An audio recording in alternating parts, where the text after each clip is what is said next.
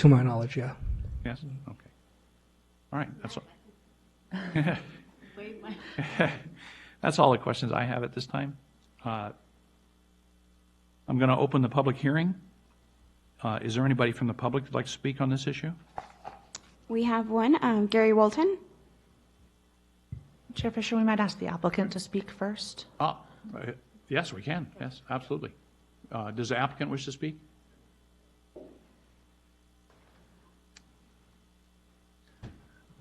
How's everybody doing? I'm Ryan Dickerson. I'm pretty sure Miguel's tired of me and my wife and our daughter hounding him down at the city. I feel that Bitter Tap House is going to be one of those staples in Gilroy, just like Morgan Hill has, the running shop and hops. So, it's really sad to see locals going to other cities and, essentially spending their money there and having a good time there. And, everybody in the public kind of looks at Gilroy like, where can we go? Where's our Cheers place where everybody knows your name, So I feel that, our establishment's going to be that place where everybody can go and, kind of decompress after work. Some of these meetings kind of run late, I'm sure. So you guys heading down there would be the perfect decompress for you guys, We are working with Zachary Hilton of the Bicycle and Pedestrian Commission to install bike racks, because we would like to promote, people riding the bikes, walking over, because it's located in, a neighborhood. It's not, somewhere that's kind of out of the way where people could only have the option of driving, right? So people can walk, people can ride their bikes. So we are coordinating with Zachary Hilton on putting some bicycle parking out front, just to promote that. And as a society move towards going green, I think that's the perfect thing, is trying to get everybody more active in riding their bikes and moving around a little bit more instead of, just getting in the car and making it easy on themselves. That's pretty much all I have to say. Do you have anything? No? It's going to be, with our licensing type, it's a type 40. Like as stated earlier, we do have to provide sandwiches and small snacks, which we will. We also are coordinating with restaurants around town to provide a small menu, which is becoming really populated, these days with DoorDash and Uber Eats and things like that, where, they can come down, have a beer, and, I'm feeling like pizza right now, so they can come bring their pizza or have their pizza delivered. It's going to be with the Type 40 licensing type. It's going to be open to all ages. So it's kind of a bummer. I'm sure everybody with children have gone places and maybe you can't go in because the kids are. So we want to open our doors to and have a family, a communal environment that Gilroy's kind of known for. Real friendly atmosphere that everybody feels invited instead of coming to a place and it looks kind of dark and kind of weird in here. They can go in there and feel comfortable at the end of the day. That's what we're trying to bring to Gilroy, is that communal space where you can go and feel like you're drinking your favorite beer in the comfort of your own home, essentially. That's really all I have to say. All right. Thank you. May I ask applicants and questions? Okay. Do you have any objection to expanding the hours listed on the conditional use permit? Not at all. Those were just hours we kind of thought of. I'm like, we kind of sat down and thought, when are people, kind of going to start their day and, have a couple beers or so. And, most places open up, 9 o'clock. And we were kind of thinking, well, nobody really opens up at 9 and nobody thinks at 9 o'clock to want to go have a beer. So we just set some pretty basic hours, but we are open, as you stated earlier, if we do have, wine stroll, and I know the beer crawl is in October, so we are 100% open to being flexible with our hours. I think my envision, and I like to hear that, because if I wanted to have a baby shower brunch at your restaurant and say, serve me beer at 11 a.m., right now this type of permit wouldn't allow that. Yeah, okay. So I think I do you have any idea of what type of hours you'd be comfortable with listed on the permit? Is it something like 9 a.m. to midnight you'd be comfortable with, 10 a.m. to midnight, which don't have to coincide with your business hours, but just the use permit Yeah. structure to give you I flexibility? think, so I would say probably the earliest would be 9 o'clock, and the latest about what we have listed now, 10 o'clock. If you visit most craft beer places, beer gardens, whatever it is, their hours are about 10 o'clock. And with these craft beer establishments, it's not your local dive bar where, people are there until 2, 3 a.m. It's, you go there, you enjoy your family, your friends, and enjoy your beers, and you're going home, go on with your day. It's not, I'm going to sit here and drink 10% IPAs and, Right. see what happens after that. So, But we also don't have many establishments open past 9 p.m. in town. yeah.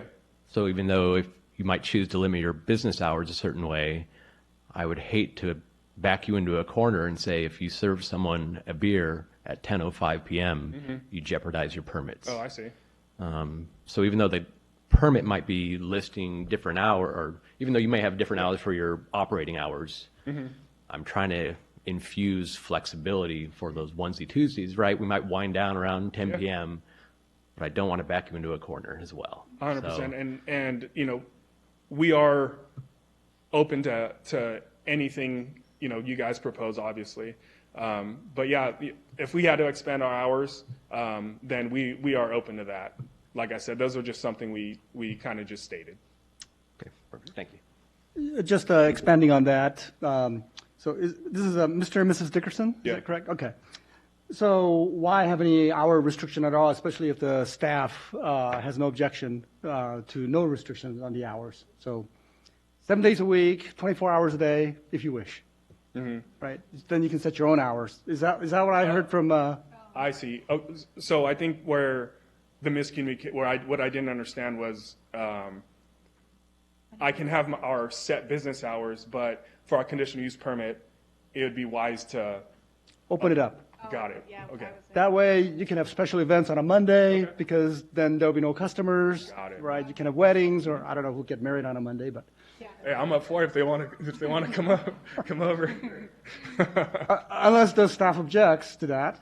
There is likely a limitation based on their ABC permit that I'm not exactly sure what that is at the moment. So we can say within the ABC permit, hours shall be set in accordance with that, or something like that.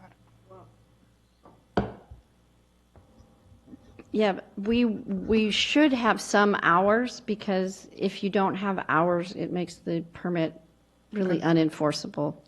So, 9 a.m. to 8:59 a.m. That works for me. well, but then I'm not sure what the ABC would say about that. 'cause Within you the can't ABC serve after confines. 2, right? It's after 2. Yeah, so the other thing that you could do is you could leave it, you could move it from 11 a.m. to 10 p.m., except for some certain special events where they could have special hours on special events or something like that. Okay. I'd be open to that. My other question then is, you mentioned that you'll have some food on site, Yeah. but people can order their own food. And I believe when I read the package that they can also bring their own food. Yeah. They can bring a sack lunch or whatever they wish to consume on your premise. Yeah. Yep. Okay. And there'll be no corkage fee. Not at all. All right, thank you. Are there any other questions for the applicant? Thank you very much. Thank you, guys.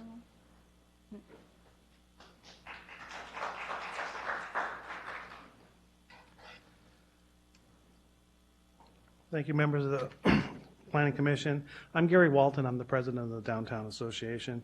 And tonight I've got John Taft here with me. Monday, we both toured the facility that they're proposing, and we would like to provide our support for their application and the staff report.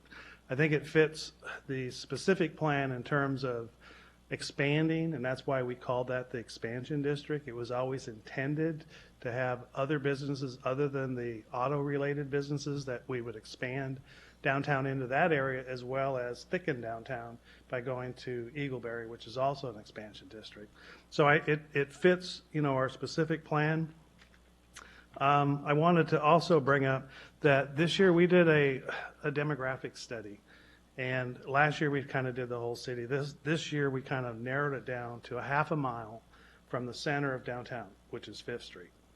And what that study showed is that in the downtown core, within that half-mile radius, that the density of people is 3 times the city's average. So there's a lot of people that live in those neighborhoods that don't need to drive. They can walk.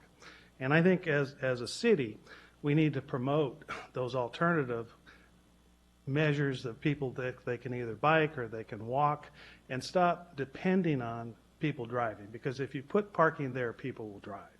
And so we have to have a balance between parking we need and not having excess parking, and encouraging people through our design of our neighborhoods, lighting, sidewalks, to encourage people to walk to those businesses. In the long run, that will increase the value of those neighborhoods, because there's so many parts of the city that when you walk out the front door, there's nothing there. But in the core, you can walk out your door and there's a coffee shop and a restaurant and a tap room and all those things that make it desirable for people in today's world. I don't know if you're familiar with Walk Score at all, but I looked up this property and it has a 91 score. That's a walker's paradise. And it has an 84 very bikeable.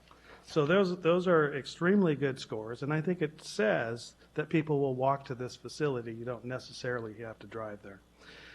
So I just want to kind of end it that we're all living with the consequences of well-intentioned rules that seek to saddle property owners with the burden of providing parking for occupants and visitors.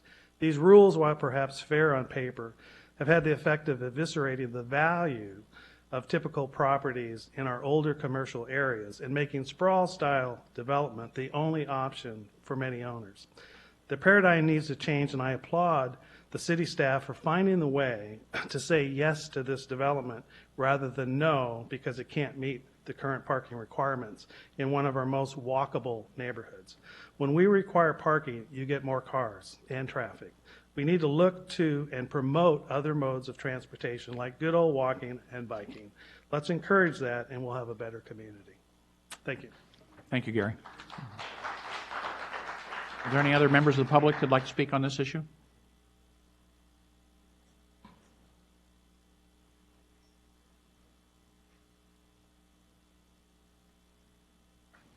Hello, my name's John Webster. Thank you. I was going to ask you to state your name, and when you get finished, could you fill out a speaker card and give it to Christina so she can have it for the record? Sure. Thank you. I just wanted to support Ryan. I own Johnny's Custom Auto Body here in Gilroy. I've been in business here for nearly 30 years now. And that being said, our downtown area, we're always talking about trying to revitalize it and bring it up. And, recently, I don't go to Morgan Hill that often, but we had a Chamber of Commerce event in Morgan Hill. And I hadn't been downtown in Morgan Hill in quite some time. And in going to that event last month downtown at the Granada Theater, I really realized how Morgan Hill has taken their downtown and their side streets of downtown, and everywhere there's restaurants and taverns and ice cream parlors and all kinds of cool things. And it just made me want to go to Morgan Hill again, because of all the stuff down there on a Saturday night. The event was a Saturday night, and I was like, wow, Gilroy, is behind the bubble of what Morgan Hill's done with their downtown. And it starts at like Dunn Avenue and goes way past Main Street. And that's a pretty long section of Morgan Hill down there. And so that being said, I just kind of wanted to put my 2 cents in that, it seems like, some parking spaces shouldn't stop it from happening, because in Morgan Hill, there's not a lot of parking either. They have some parking spaces they've actually created over by the railroad tracks there, where that's actually where we had to go park that night, and then we had to walk down through the streets and over down to the Strand Theater and everything. it was really cool to see Morgan Hill like that, because I've been in this community since I was 3 years old, so I remember Morgan Hill years ago, what it used to be, and now what it is now, and it'd be really cool to see Gilroy keeping with that kind of theme of getting this type of establishments and stuff like that. So anyway, that's pretty much all I wanted to say, is just to support Ryan here. He's a neighbor of mine, and where my business is, and seems like a really good guy, and he's always been good, so I wanted to come down and just put my 2 cents in on that. Thank you. Thank you, guys.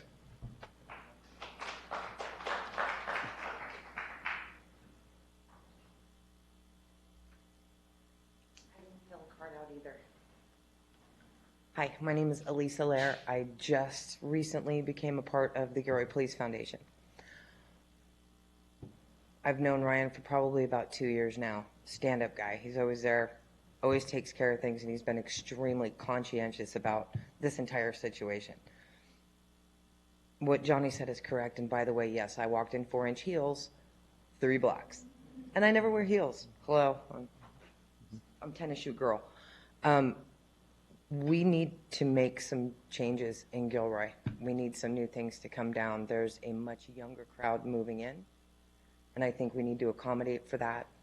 Ryan's got a great idea with leaving it very open, because so many places, you're there. You can't get anything else. Somebody can walk in. If they can't afford to throw that $30 down for a meal for everybody, they have the opportunity to bring some tacos, bring something that they had that they threw together at the house, have the kids run around in the backyard, and I think we really need to start doing some things like that here in town. And as far as getting more people mobile, I used to be a paramedic. I'm all about it. Let's get people moving. Let's get people riding bikes. Let's get people healthier. And this location, actually, if you look around, Bank of America closes at 5. That's a ton of parking. Why don't we start utilizing the things that we have? Because we don't have a lot of room in Gilroy. We really don't.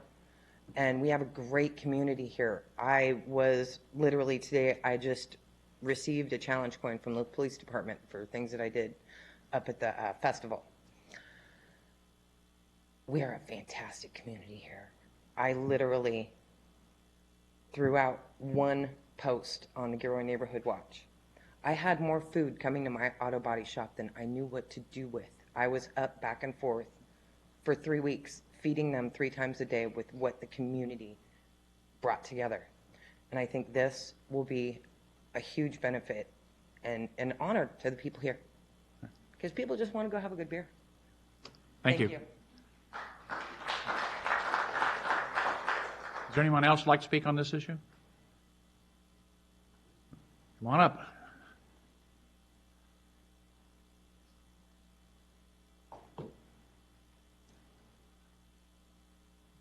Hello, my name is Joel Gotha.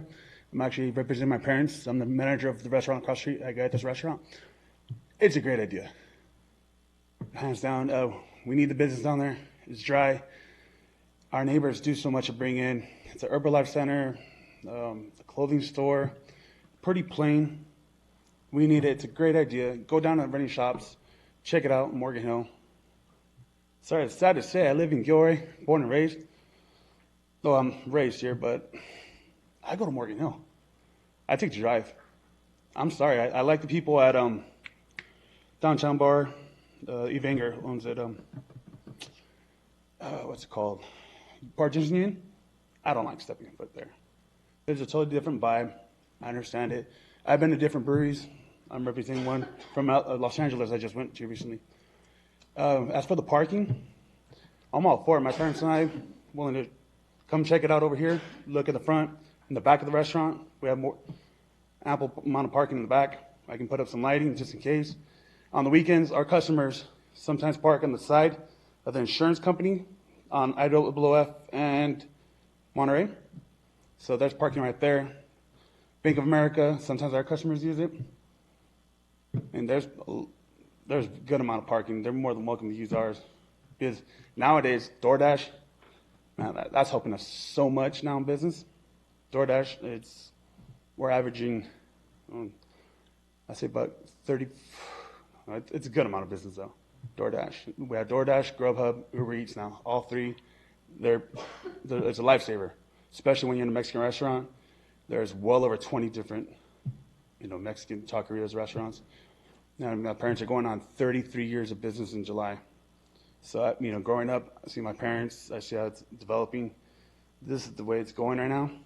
It's an awesome idea. Wherever I go, it's always family friendly. There's a Hapas up in Morgan Hill, or in San Jose on Lincoln. Great place to take your dog, even the kids. A little bit of cornhole. I'm not sure what they're planning to do, but they said like a beer garden, patio. That's a great idea, just to have some Jenga, have a simple beer. The type of beer, craft beer, you can chug it, of course, but it's flavorful though. If you actually look at your sours, your stouts, I think it's just a fabulous idea. I'm representing them as a neighbor because I think I definitely will help out business because we can even work with them. I have an extra bus boy, so I can do delivery, or we can work together, something out, so we can actually do a pairing with Mexican food. I'm up for it. Or even if not, we can go off the wall, something non-Mexican where I can work a menu with them, maybe some type of pairing. But we can always sit down. But we're across the street, so we can always run, have a center runner back and forth. I would love the business. Yeah, but that's pretty much my little take. Thank you. Thank you. Please fill out a card. Thank you. Does anybody else like to speak on this issue? Seeing none, I'm going to close the public hearing. Disclosure of ex parte communication.